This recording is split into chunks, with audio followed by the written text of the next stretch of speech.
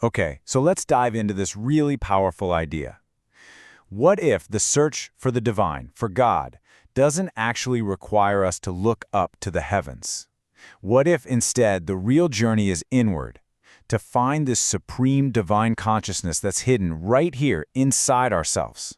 This ancient Jain text gives us this just beautiful, simple metaphor. I mean, think about that for a second. The entire potential of a huge, magnificent tree is already contained within one tiny little seed.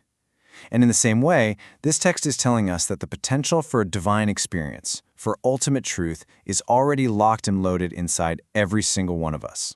And that's the real challenge, isn't it? Our lives are just this constant blur of deadlines, notifications, desires. It's just noise all the time. So amidst all that chaos, how in the world are we supposed to hear that stillness within? Well, turns out there's a path for that, an ancient festival designed specifically for this inner discovery. This festival is called Paryushan, and you can think of it as providing a clear roadmap for this inner journey. It's kind of like a spiritual homecoming, a chance to return to your true self. And man, this is a powerful contrast, isn't it? Most of us are running what you could call the modern race. We're chasing money, success, stuff. We're just caught up in this world of endless wants and constant noise. The path of Paryushan calls for a complete U-turn. It's a call to turn away from all that and go inward, to focus on purifying ourselves, letting go of attachments, and finding a deep internal stillness. And it's so cool because the meaning is literally right there in the name. Paryushan isn't just another holiday on the calendar. It's a designated time to intentionally step away from the world's distractions and get closer to your true essential self, to reside near your soul. And you know, this journey isn't some vague suggestion to just be better. Not at all. It's a structured eightfold path, a set of principles that step by step help you purify and nourish your soul. So this is basically our map for the journey. It starts with learning to just witness life's ups and downs without getting swept away. Then it moves into deep introspection and the absolutely crucial act of forgiveness.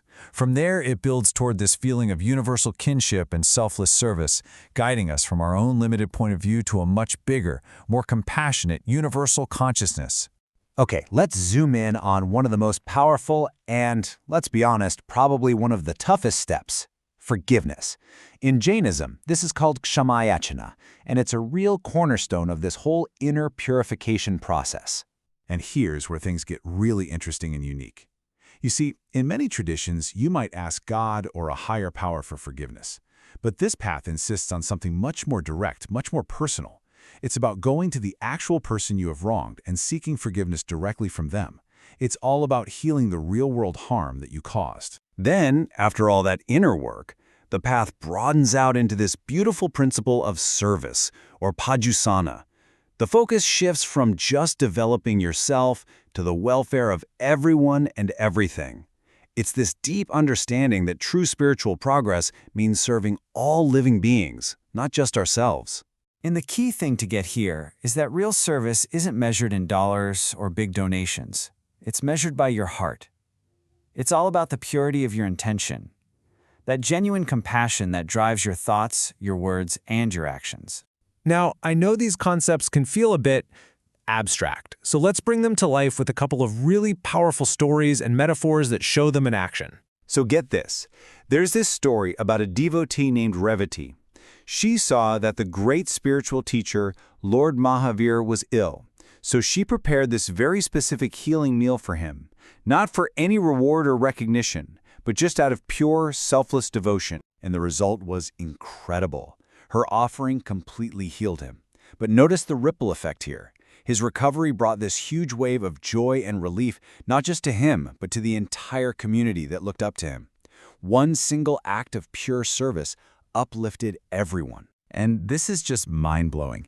The significance of her service was considered so profound that, as a sort of cosmic reward, Revati is destined to be reborn in a future age as the 17th Tirthankara, one of the supreme spiritual guides for the whole cosmos. I mean, that is the kind of power we're talking about when service comes from a pure heart.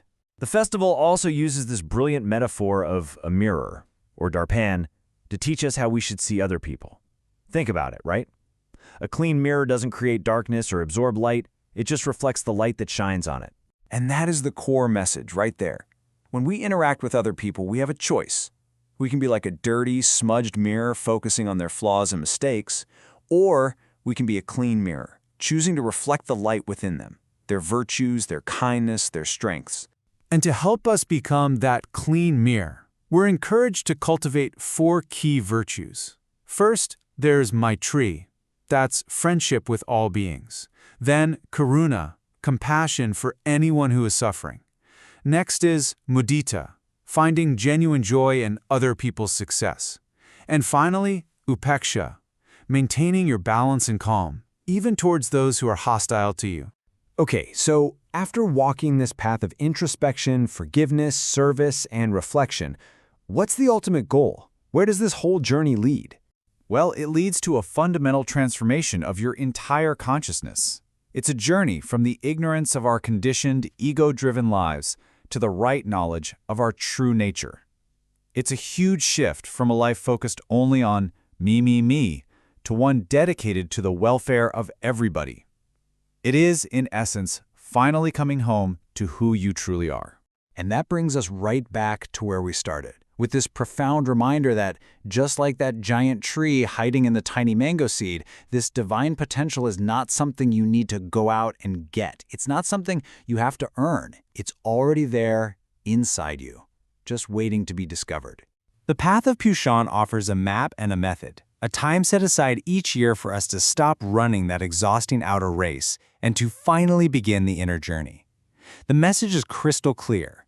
The most important, most rewarding expedition you can ever undertake is the one within.